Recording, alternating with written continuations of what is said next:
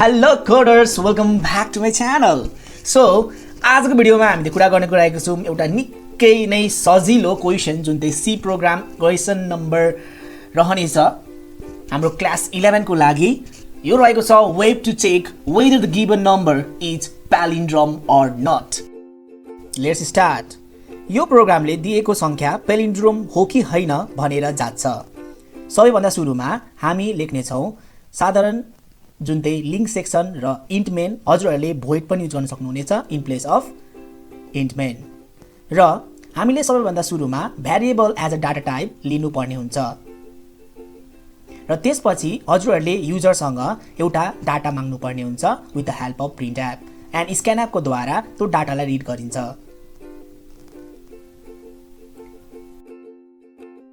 पहिले युजरले दिएको संख्या एन्ड लाई जोगाइन्छ. त्यसपछि while लूप प्रयोग गरेर and not is equals to 0 use गरी हजुरहरूले त्यसपछि r is equals to and mod 10 use गर्न सक्नुहुनेछ र p is equals to p into 10 plus r ले उल्टो संख्या बनाइन्छ. n is equals to n divided by 10 गरेर अन्तिम अंक हटाइन्छ. अन्तमा z is equals to is equal to p भए संख्या palindrome हो नभए होइन. यो प्रोग्रामले अंकहरू कसरी निकाल्ने अट्याउने र लोजिक बनाउने कुरा सजिलै बुझाउँछ.